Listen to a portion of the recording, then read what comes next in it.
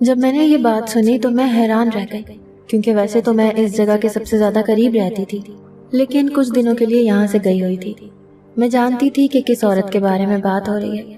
اس کے ساتھ ایسا کیسے ہو سکتا ہے، یہ تو کوئی سوچ بھی نہیں سکتا تھا۔ میری ماں نے کہا تو مجھے یقین نہیں ہوا۔ اس نے کہا کہ ساتھ چلو، میں تمہیں بتاتی ہوں کہ اس کے کمرے میں کون رہتا ہے۔ یہ بات سن کر میرے قدموں تلے سے زمین نکل گئی۔ میں جب وہاں پر گئی تو راستے میں بھی یہی سوچ رہی تھی کہ ہو سکتا ہے کہ یہ سب کچھ جھوٹ ہو، لیکن جیسے ہی اس عورت کے گھر میں گئے تو ہمیں کچھ عجیب و غریب قسم کی آوازیں آئیں، اور جب ہم اس کے کمرے میں گئے تو سامنے کا منظر دیکھ کر حیران رہ گئے۔ وہ بستر پر پڑی تھی اور اس کے ساتھ جو لیٹا ہوا تھا وہ تو ایک… میرا نام غزالہ ہے۔ ہم لوگ ایک چھوٹے سے گاؤں میں رہتے تھے۔ یہ گاؤں شہر سے اتنا دور تھا کہ اگر کوئی بندہ بیمار ہو جاتا تو راستے میں ہی اس کی جان نکل جاتی تھی، لیکن اسے ہسپتال پہنچاتے دیر ہو جایا کرتی تھی۔ ہم لوگ اس چیز سے بہت پریشان تھے اور سب لوگ اس گاؤں کو چھوڑ کر جا رہے تھے۔ میں ان لوگوں میں سے نہیں تھی۔ میں یہاں سے جانا نہیں چاہتی تھی کیونکہ یہاں میری امی کا گھر تھا اور میری چھوٹی بہنیں بھی تھی، لیکن میری شادی ہو گئی تھی اور میں یہاں سے چلی گئی۔ میری ادھر ایک ہی دوست تھی جس کا نام ثنا تھا۔ اس لڑکی کے اوپر اس معاشرے نے اتنے ظلم کیے تھے کہ بتا ہی نہیں سکتی، لیکن بالآخر اس کے ساتھ کچھ بہت اچھا بھی ہو گیا تھا۔ یہ اپنے ماں باپ کی سوتیلی بیٹی تھی، کیونکہ اس کی امی اس دنیا سے گئیں تو اس کے باپ نے دوسری شادی کر لی، لیکن کچھ عرصے کے بعد اس کا باپ بھی اس دنیا سے چلا گیا اور پھر اس عورت نے کسی اور آدمی سے شادی کر لی، اور اب اس کے ماں باپ دونوں ہی اس کے کچھ نہیں لگتے تھے۔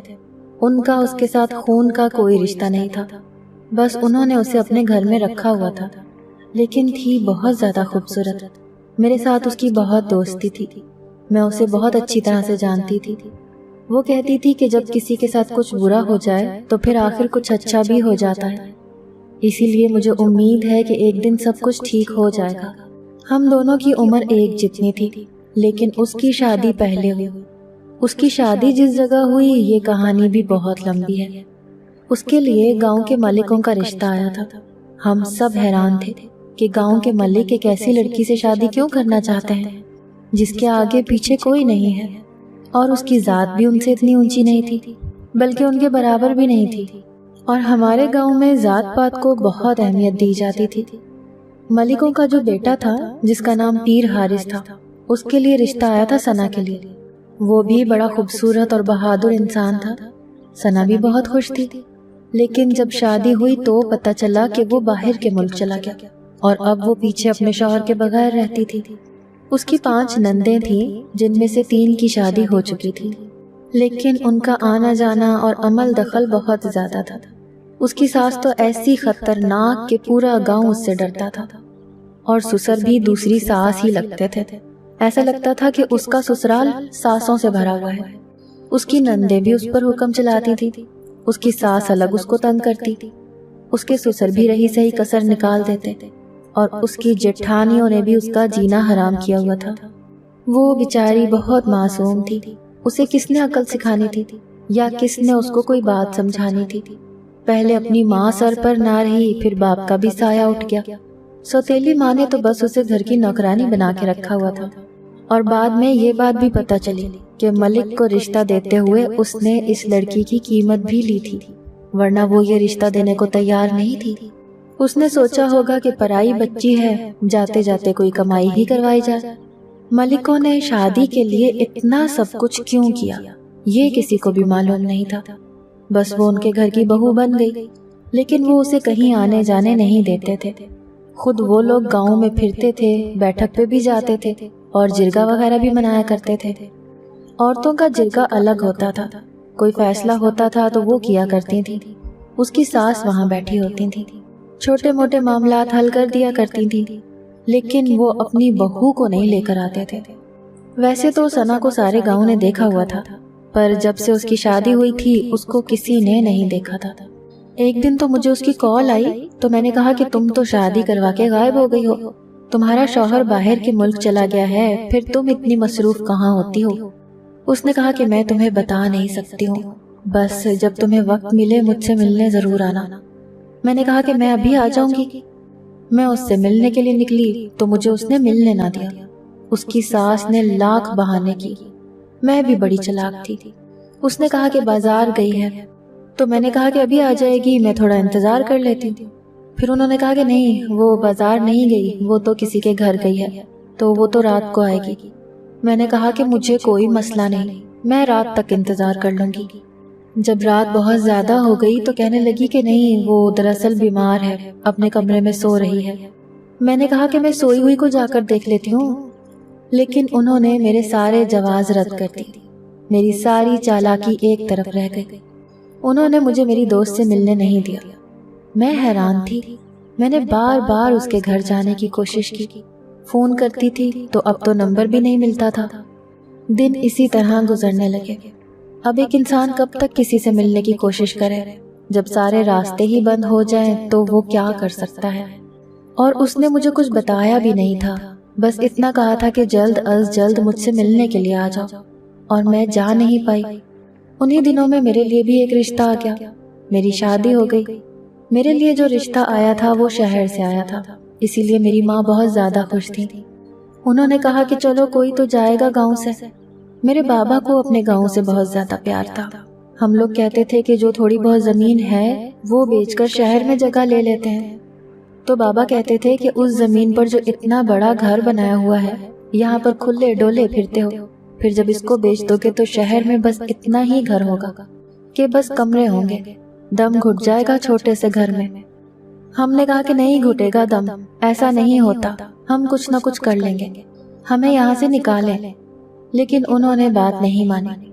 انہوں نے کہا کہ تمہیں ساری زندگی یہیں پہ رہنا پڑے گا، اسی مٹی میں پیدا ہوئے ہو، اسی مٹی میں مرو گے۔ اگر اپنے بلبوتے پر کچھ کر سکتے ہو تو بے شک کر لو۔ ہم اپنے بلبوتے پر کیا کرتے؟ ہم کچھ بھی نہیں کر سکتے تھے۔ بس یہی تھا کہ اب میری شادی ہو گئی تھی تو میں شہر چلی گئی، اس لیے میری ماں خوش تھی کہ چلو ایک بیٹی تو اس گندے گاؤں سے باہر نکل جائے گی۔ یہاں تو کوئی نیا جوڑا بھی پہن لیتا تھا تو اس کی بھی خبر بن جاتی تھی کہ فلاں عورت نے نیا جوڑا پہنا ہے، کتنے کا لیا ہوگا، کہاں سے لیا ہوگا، اس کے شوہر کے پاس اتنے زیادہ پیسے آ گئے ہیں، کسی تہوار کے بنا جوڑا لے لیا، اچھا جوڑا کیسا تھا، کیسا لگ رہا تھا۔ سارا گاؤں پورا دن اس سوٹ کی ہی باتیں کرتا رہتا تھا۔ اس حد تک یہ گاؤں گرا ہوا تھا، اسی لیے یہاں سے نکلنا ہی ایک بہت بڑی خوشی تھی۔ پر اب مجھے واپس آئے ہوئے ابھی 2 گھنٹے ہی ہوئے تھے کہ مجھے میری ماں نے میری دوست کے بارے میں ایسی بات بتائی کہ میرے قدموں تلے سے زمین نکل گئی۔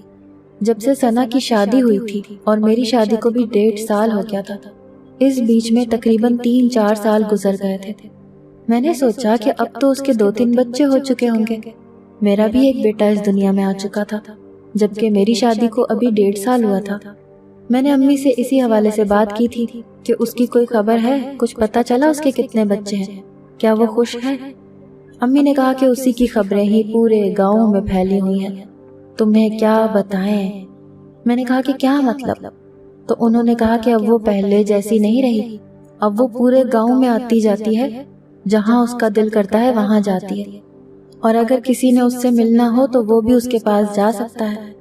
میں نے کہا کہ یہ تو پھر اچھی بات ہے، میں تو سب سے پہلے اس سے ملنے کے لیے جاؤں گی، کیا وہ آپ سے ملنے آئی تھی؟ انہوں نے کہا کہ ہاں، وہ تم سے ملنے کے لیے آئی تھی، میں نے بتایا تھا کہ تمہاری شادی ہو گئی ہے اور تم شہر چلی گئی ہو، تو اس نے یہی کہا تھا کہ کاش وہ تم سے مل پاتی، پر تمہارا حال چال پوچھ رہی تھی، شادی کی مبارکباد دے رہی تھی، تھوڑی دیر بیٹھی بھی تھی، لیکن جتنی دیر بیٹھی میری تو سانس ہی بند ہو گئی۔ میں نے کہا کہ کیوں، آپ کو ایسا کیا ہو گیا؟ آپ تو اسے اچھی طرح جانتی ہیں، وہ آپ کو ماں کہا کرتی تھی کیونکہ اس کی ماں نہیں تھی۔ میری ماں نے کہا کہ میرے دل میں ابھی بھی اس کے لیے ممتا ہے، لیکن جتنی دیر وہ ہمارے گھر میں بیٹھی رہی ہے مجھے سانس نہیں آیا، جب وہ گئی ہے تو میرے دل کو کچھ سکون آیا۔ سارا گاؤں اس سے ڈرتا ہے۔ سارا گاؤں؟ میں نے کہا کہ کیا سارا گاؤں اس سے ڈرتا ہے؟ کیوں ڈرتا ہے اس سے؟ اس نے ایسا کیا کر دیا؟ وہ تو خود سارے گاؤں سے ڈرتی تھی، اس میں اتنی ہمت کہاں سے آ گئی؟ کیا اس کا شوہر واپس آ گیا ہے؟ میری ماں نے کہا کہ نہیں، اس کا شوہر ابھی تک واپس نہیں آیا، بیچ میں ایک دفعہ واپس آیا تھا، ہم نے سنا تھا کہ آیا ہے، لیکن اسے کہیں دیکھا نہیں تھا، ابھی تک وہیں پر ہے۔ میں نے کہا کہ کتنے سالوں سے وہیں بیٹھا ہے، تبھی تو اس کے ہاں اولاد نہیں ہو رہی۔ میری ماں نے کہا کہ شاید اس کے ہاں اسی وجہ سے اولاد نہ ہو رہی ہو، لیکن جو اولاد اس نے پیدا کی ہے اس کے بعد کون اس کے ساتھ اولاد پیدا کرنا چاہے گا؟ میں نے کہا کہ کیا مطلب، کیسی باتیں کر رہی ہیں آپ؟ میرے دل میں تو کوئی اور ہی بات آ رہی تھی کہ شاید اللہ نہ کرے کوئی معذور بچہ پیدا تو نہیں کر دیا اس نے۔ میری ماں نے کہا کہ اگر معذور بچہ بھی پیدا کیا ہوتا تو یہ بھی خوشی کی بات تھی، اس نے تو نہ جانے کیا کیا ہے۔ میں نے کہا کہ ابھی چلتے ہیں، پر میری ماں کا کہنا تھا کہ نہیں، ابھی نہیں، پہلے کھانا کھا لیتے ہیں، اور اگر تو نے جانا ہے تو تو جا، میں تو بس حویلی کے پاس تجھے چھوڑ کے وہیں سے واپس چلی جاؤں گی، اندر نہیں جاؤں گی۔ میں نے کہا کہ یہ کیا بات ہوئی؟ میری ماں نے کہا کہ ہاں، میں اندر نہیں جاؤں گی، مجھے تو بہت ڈر لگتا ہے۔ میری ماں تو ایسے ڈری سہمی تھی کہ جیسے ثنا انسان سے کوئی چڑیل بن گئی تھی، اس کے اندر کسی چڑیل نے حلول کر لیا تھا، اور اب سارا گاؤں ہی اس سے ڈر رہا تھا۔ میری بہنوں سے جب میں نے بات کی تو انہوں نے بھی یہی کہا، انہوں نے کہا کہ اس کی تو کایا پلٹ گئی ہے، لیکن بڑی ہی عجیب طرح سے کایا پلٹی ہے۔ آپ کو کیا بتائیں، آپ جانتی ہیں۔ ابھی وہ بات پوری کر رہی تھی کہ میرے بابا آ گئے۔ میرے بابا نے کہا کہ اس موضوع پر کوئی بات نہیں کرے گا، میں جہاں بیٹھتا ہوں ثنا کی ہی باتیں ہو رہی ہوتی ہیں، پورے گاؤں میں سب اس کے بارے میں بات کر رہے ہیں، جہاں میں کام کرنے جاتا ہوں وہاں پر بھی، زمینوں پر بھی، پنچایت میں بھی، اب میں گھر آؤں تو یہاں پر بھی اسی کی باتیں سننے کو ملیں گی۔ اس لیے تم لوگ چپ چاپ کھانا کھاؤ، کھانا کھاتے ہوئے ویسے بھی بات نہیں کرتے، اور اپنے کمرے میں جا کے سو جاؤ۔ میں 1-2 ہفتے کے لیے آئی تھی، میرے بیٹے کو میری بہنیں ہی سنبھال رہی تھیں۔ میں پوری رات سوچتی رہی کہ آخر ایسی بھی کیا بات ہے، سب لوگ ٹائم سے سو گئے، مجھے اب شہر کی زندگی کی عادت ہو گئی تھی، اسی لیے نیند نہیں آ رہی تھی۔ اپنے شوہر کو فون کیا اور اس کو سب کچھ بتایا۔ اس نے کہا کہ ایسی ہی کوئی بات ہوگی، لگتا ہے ظلم کے خلاف لڑ رہی ہے، تبھی سارا گاؤں اس سے ڈرنا شروع ہو گیا ہے، کیونکہ جو ظلم کے خلاف لڑتا ہے اس کی بدنامی اڑائی جاتی ہے۔ تم کل اسے جا کے ملو اور میری طرف سے بھی سلام دینا۔ میں نے کہا کہ ہاں، اب تو مجھے ضرور ملنا ہی پڑے گا، جانا ہی پڑے گا۔ صبح امی نے کہا کہ میں تو نہیں جا سکتی، لیکن اپنی بیٹیوں کو بھی وہاں نہیں بھیجوں گی، یہ بیچاری بڑی معصوم ہے، ان کو کیا پتا کہ وہاں جا کر کیا کرنا ہے، یہ تو وہاں جا کر ہی ڈر جائیں گی۔ میری بہنیں بھی دونوں ہاتھ ہلا کر اشارہ کرنے لگی، جیسے میں ان کو جان سے مارنے کے لیے لے کر جا رہی ہوں۔ میں نے کہا کہ اچھا ٹھیک ہے، میں ہی چلی جاؤں گی، اسی گاؤں میں پیدا ہوئی تھی، مجھے پتا تھا حویلی کہاں ہے۔ میں نے حویلی کی راہ لی۔ جب حویلی میں داخل ہوئی تو مجھے عجیب سی بدبو آ رہی تھی۔ مجھے میری دوست نے کہا تھا کہ یہ لوگ مجھ پر بہت ظلم کرتے ہیں اور کہیں آنے جانے نہیں دیتے، یہ تو سب کو ہی پتا تھا۔ میں نے کہا کہ اب کوئی مل گیا تو پھر سے بہانے لگائے گا، لیکن آج تو میں اپنی سہیلی سے مل کر ہی جاؤں گی۔ پر جیسے ہی میں اندر داخل ہوئی تو اس کی ساس ہی سامنے سے مل گئی۔ میں نے کہا کہ یہ کیوں مل گئی، یہ تو مجھے ملنے ہی نہیں دے گی۔ اس نے کہا کہ بیٹا، تم بڑے دن بعد نظر آئی ہو، کیسی ہو تم، شادی ہو گئی ہے کیا؟ میں نے کہا کہ جی، شادی ہو گئی، شہر چلی گئی تھی، بیٹا بھی ہو گیا ہے۔ اس نے کہا کہ اچھا، کہاں ہے بیٹا؟ میں نے کہا کہ اسے گھر چھوڑ کر آئی ہوں، بہت چھوٹا ہے، تنگ کرتا ہے، اپنی سہیلی سے ملنے آئی ہوں نا۔ آؤ بیٹھو، کیوں نہیں، ضرور ملو، 100 دفعہ ملو۔ میں حیران تھی کہ اس کی ساس کو کیا ہو گیا، ان کا رویہ تو شہد سے بھی زیادہ میٹھا تھا۔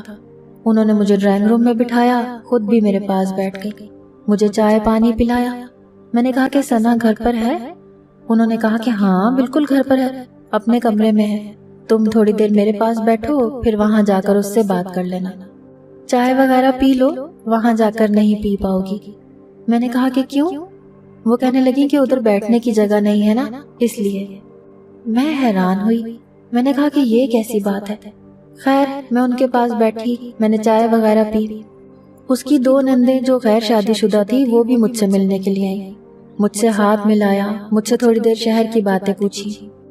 ان سب کے تو رویے ہی بدلے ہوئے تھے، ایسا لگتا تھا کہ کسی نے ان کو تیر کی طرح سیدھا کر دیا۔ پر کیا یہ سب کچھ ثنا نے کیا تھا؟ وہ یہ کیسے کر سکتی تھی؟ وہ تو بہت زیادہ معصوم تھی اور کافی عرصے تک ان کے ظلم برداشت کرتی رہی تھی۔ انہوں نے کہا کہ وہ سامنے والا کمرہ ہے ثنا کا۔ میں اس طرف گئی تو وہ بدبو اور تیز ہو گئی۔ مجھے یہ بدبو کوئی اتنی زیادہ بری تو نہیں لگ رہی تھی، لیکن کچھ عجیب سی لگ رہی تھی۔ میں نے ایسی بدبو پہلے کبھی نہیں سونگھی تھی، اور اندر داخل ہوئی تو سامنے کا منظر دیکھ کر حیران رہ گئی۔ ثنا بستر پر لیٹی تھی، پر جو اس کے ساتھ لیٹا تھا اس کو دیکھ کر تو میرے جسم سے جیسے جان ہی نکلنے لگی۔ میں نے بری طرح چیخ ماری اور مجھے دیکھ کر ثنا ہنسنے لگی۔ اس نے کہا کہ آ جاؤ آ جاؤ، کچھ نہیں ہوتا۔ میں نے دیکھا تو میں نے کہا کہ یہ کیا ہے؟ اس نے کہا کہ یہ میری اولاد ہے، میں نے اس کو پیدا کیا ہے۔ میں نے کہا کہ تم اس کو کیسے پیدا کر سکتی ہو؟ یہ تو ایک کنگ کوبرا ہے۔ اس نے کہا کہ ہاں، یہ ایک سانپ ہے۔ وہ اتنا بڑا سانپ تھا اور اس کے بستر کے ساتھ پڑا ہوا تھا۔ سائیڈ پر سانپ کے لیے جگہ بھی بنائی گئی تھی اور اس کے حساب سے ایک پورا پنجرا بنایا گیا تھا جو کہ کانچ کا بنا ہوا تھا۔ اس نے سانپ کو اٹھا کر وہاں پر رکھ دیا اور خود ہاتھ دھو کر میرے پاس آئی، مجھے اپنے کمرے کی بالکنی میں لے گئی۔ میری حالت کچھ عجیب سی تھی۔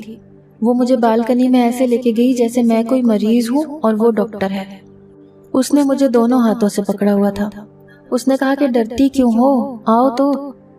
میں نے کہا کہ یہ سب کچھ کیا ہے؟ یہ کیا ہے؟ تم اس کو کیسے پیدا کر سکتی ہو؟ اس نے کہا کہ میں نے اس کو پیدا کیا ہے اور سارا گاؤں یہی کہتا ہے۔ جب اس نے کہا کہ سارا گاؤں کہتا ہے تو میں حیران ہوئی۔ میں نے کہا کہ کیا مطلب کہتا ہے؟ اس سے کیا مطلب ہے تمہارا؟ اس نے کہا کہ جب میں اس گھر میں آئی تو ان لوگوں نے مجھ پر بہت ظلم کیا تھا۔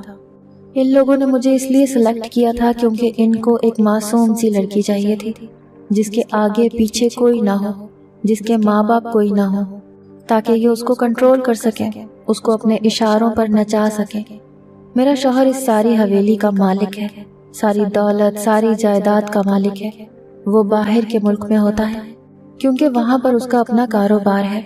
وہ یہاں پر نہیں آنا چاہتا، وہ مجھے اپنے ساتھ لے جانا چاہتا تھا، پر ان لوگوں نے اس کے سامنے بھی مجھے کہیں کا نہ چھوڑا، مجھے بدنام کر دیا، اور گھر میں میری حالت ایسی ہو گئی تھی کہ جیسی نوکر کی بھی نہ ہو۔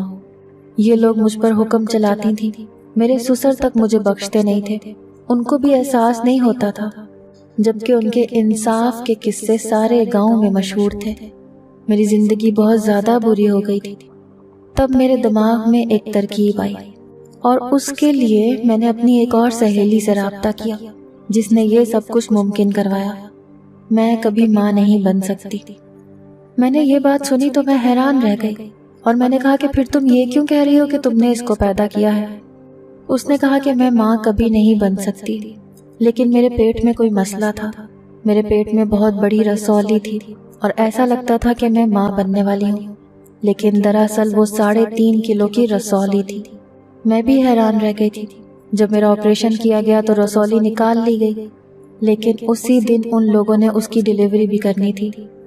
یعنی یہ سانپ بہت دور کے جنگل سے میرے گھر آ رہا تھا اور میں نے اسی دن اسے ریسیو کرنا تھا، اور میں نے ریسیو کر لیا۔ اب سب یہی سمجھنے لگے کہ اس کو میں نے پیدا کیا ہے، اور میں نے بھی یہی بات اڑا دی، کیونکہ یہاں کے لوگ تو تمہیں پتہ ہے کہ کتنے جاہل ہیں۔ میں اس بات پر حیران تھی۔ میں نے کہا کہ تم نے سب کے سامنے جھوٹ بولا، جان بوجھ کر اپنے نام کے ساتھ بدنامی لگائی کہ ایک عورت نے سانپ کے بچے کو پیدا کیا ہے۔ تمہیں پتہ ہے کہ ایسی باتوں پر عورتوں کے ساتھ کیا سلوک کیا جاتا ہے؟ انہیں زندگی بھر کے لیے بدنام کر دیا جاتا ہے، اور تم نے جان بوجھ کر یہ سب کچھ کیا۔ اس نے کہا کہ ہاں، میں نے جان بوجھ کر یہ سب کچھ کیا۔ تمہیں نہیں پتہ ان لوگوں نے میرے ساتھ کتنے زیادہ ظلم کیے تھے۔ انہوں نے مجھے کہیں کا نہیں چھوڑا تھا، میرے شوہر کی نظروں میں مجھے گرا دیا تھا۔ اس کو یہ بتایا تھا کہ میرا گھر کے نوکر کے ساتھ چکر ہے۔ وہ مجھ سے بدزن ہو چکا تھا۔ میں نے کہا کہ اب وہ کہاں ہے؟ کیا اسے سب کے بارے میں پتہ ہے؟ اس نے کہا کہ اس کو سب کچھ پتہ ہے۔ وہ کہتا ہے کہ ایسا نہیں ہو سکتا، یہ سب کچھ جھوٹ ہے، کیونکہ وہ باہر کے ملک میں رہتا ہے۔ لیکن ایک اور بات مجھے پتہ چلی ہے، اور وہ یہ ہے کہ اس نے وہاں پر کسی اور سے شادی کر رکھی ہے، تبھی تو وہ یہاں واپس نہیں آتا۔ اس کا کاروبار بھی وہاں پر ہے، بیوی بھی، اور ایک بچہ بھی پیدا کر رکھا ہے۔ میں نے کہا کہ یار، تمہارے ساتھ اتنا برا کیوں ہوتا ہے؟ اس نے کہا کہ اب میرے ساتھ کچھ برا نہیں ہوتا، کیونکہ سب کو پتہ ہے کہ اگر کسی نے میرے ساتھ کوئی بری حرکت کی تو وہ ان کی زندگی کی آخری حرکت ہوگی۔ جب یہ کنگ کوبرا میرے پاس آیا تھا اس وقت یہ بہت چھوٹا تھا، ऐसे समझो कि ये अभी उन्हीं दिनों में पैदा हुआ था और अब ये इतना बड़ा हो गया है। ये मुझे पहचानता है, इसको पता है कि मैं इसकी मालिकन हूँ। मैंने कहा कि तुम्हें खुद डर नहीं लगता? उसने कहा कि इन सांपों जैसे इंसानों के साथ रह रही हूँ, असली सांप से कोई डर नहीं लगता। क्या बिगाड़ा था मैंने इन लोगों का जो इन्होंने मेरे साथ ऐसे किया? ये मुझे लेकर ही इसलिए आए थे कि ये मुझ पर हुकूमत कर सके, मुझ पर जुल्म कर सके। मेरा क्या कसूर था? तुम्हें पता है मेरी सास मुझ पर रोज हाथ उठाती थी और मेरी तीनों शादीशुदा नंदे भी। उनके घर में उनके साथ बहुत बुरा होता था, क्योंकि कहते हैं कि जब आप किसी की बेटी के साथ कुछ बुरा करते हैं तो आपकी बेटी के साथ भी वही कुछ होता है।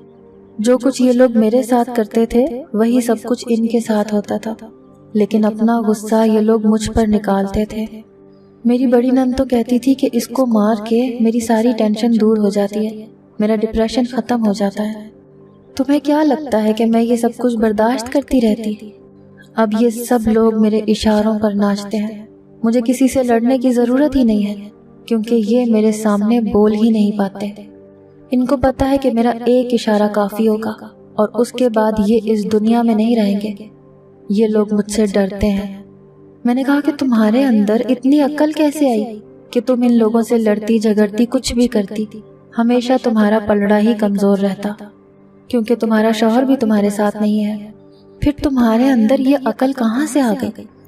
उसने कहा कि बस मेरे दिमाग में ये बात एक फिल्म को देखकर आई थी और फिर मैंने ऐसा ही किया। मैंने कहा कि तुमने इसे खरीदने के लिए पैसे कहाँ से लिए? तो उसने कहा कि मैंने अपना सोना बेच दिया जो इन्हीं लोगों ने मुझे दिया था, और ये सब कुछ ऑनलाइन हुआ था। मैंने इसकी बुकिंग करवाई थी ऑनलाइन। मैंने कहा कि सारा गांव तुमसे डरता है, अब तुम गांव जाती हो? उसने कहा कि हाँ, गांव जाती हूँ और इसके साथ ही जाती हूँ। सब लोग इससे दूर दूर रहते हैं। मैंने कहा कि पर कब तक ये सब कुछ करोगी? तुम अपने हिस्से की दौलत लेकर यहाँ से निकल जाओ। तुम्हारे शौहर से कहो कि वो तुम्हें छोड़ दे। फिर सना ने मुझे एक अजीब बात बताई। उसने कहा कि जिंदगी ने मेरे साथ कभी कुछ अच्छा नहीं किया। मुझे अपनी जिंदगी शुरू नहीं करनी, मुझे किसी से शादी नहीं करनी। मेरा शौहर यहाँ आता है तो आए, नहीं आता तो मैं उसके नाम पर यहाँ बैठी हूँ। मैं उसकी बीवी हूँ और मैं उसकी पहली बीवी हूँ। कानूनी तौर पर मेरा उसके ऊपर भी हक है और उसकी जायदाद पर भी है। और रहे ये सब लोग, ये कब तक यहाँ पर रहेंगे? एक दिन इनको भी इस दुनिया से जाना होगा और इन लड़कियों की भी शादी हो जाएगी। उसके बाद मैं इनका यहाँ आना जाना भी बंद कर दूंगी। तुम्हें पता है मेरे अंदर एक वक्त में ऐसी फीलिंग है कि मैं जब चाहूँ मैं उनसे अपनी कोई भी बात मनवा सकती हूँ, लेकिन मैं इनको कुछ कहती नहीं हूँ। ये एहसास सबसे अच्छा होता है कि आपके हाथ में ताकत है पर आप इस्तेमाल ना करें।